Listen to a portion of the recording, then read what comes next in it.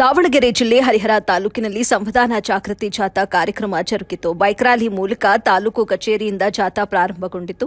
ಚನ್ನಗಿರಿಯ ಮಾರುತಿ ವೃತ್ತ, IB circle ಮೂಲಕ ಕಾಕತೂರು ರಸ್ತೆ ಮುಕ್ತಾಯಗೊಳಿಸಿ ತಾಲೂಕು ಕಚೇರಿಯಲ್ಲಿ ಸಂವಿಧಾನ ಪೀಠಿಕೆಯನ್ನು ಸಾರ್ವಜನಿಕರಿಗೆ ಹಾಗೂ ಸಿಬ್ಬಂದಿ ವರ್ಗಕ್ಕೆ ಬೋಧಿಸಲಾಯಿತು.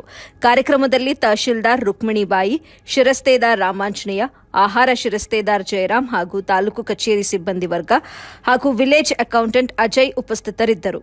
ವರದಿ ನಲ್ಲೂರು ಮಹಮ್ಮದ್ ಆಸಿಫ್, ಎಬಿ ನ್ಯೂಸ್, ಚನ್ನಗಿರಿ.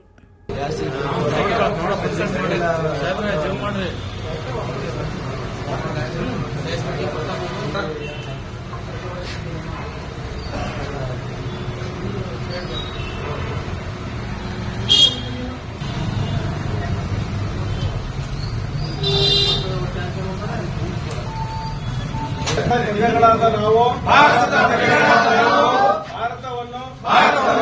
ಸಾರ್ವಭೌಮ ಸಮಾಜವಾದಿ ಜಾತ್ಯತೀತ ಪ್ರಜಾಸತ್ತಾತ್ಮಕ ಗಣರಾಜ್ಯವನ್ನಾಗಿ ರೂಪಿಸುವುದಕ್ಕಾಗಿ ಭಾರತದ ಎಲ್ಲಾ ಪ್ರಜೆಗಳಿಗೆ ಸಾಮಾಜಿಕ ಆರ್ಥಿಕ ಮತ್ತು ರಾಜಕೀಯ ನ್ಯಾಯವನ್ನು ವಿಚಾರ ಅಭಿವ್ಯಕ್ತಿ ನಂಬಿಕೆ ಧರ್ಮ ಮತ್ತು ಉಪಾಸನೆಯ ಸ್ವಾತಂತ್ರ್ಯವನ್ನು ಸ್ಥಾನಮಾನ ಮತ್ತು ಅವಕಾಶಗಳ ಸಮಾನತೆಯನ್ನು ದೊರೆಯುವಂತೆ ಮಾಡುವುದಕ್ಕಾಗಿ ವ್ಯಕ್ತಿ ಗೌರವ ದೇಶದ ಏಕತೆ ಮತ್ತು ಸಮಗ್ರತೆಗಾಗಿ ಎಲ್ಲರಲ್ಲಿ ಭ್ರಾತೃತ್ವ ಭಾವನೆಯನ್ನು ಮೂಡಿಸುವುದಕ್ಕೆ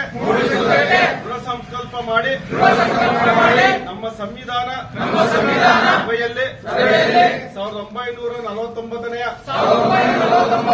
ಇಸವಿಯ ನವೆಂಬರ್ ತಿಂಗಳ 26ನೇ ದಿನದಂದು ಈ ಸಂವಿಧಾನವನ್ನು ನಮಗೆ ನಾವೇ ಅರ್ಪಿಸಿಕೊಂಡು ಅಂಗೀಕರಿಸಿ ಶಾಸನವಾಗಿ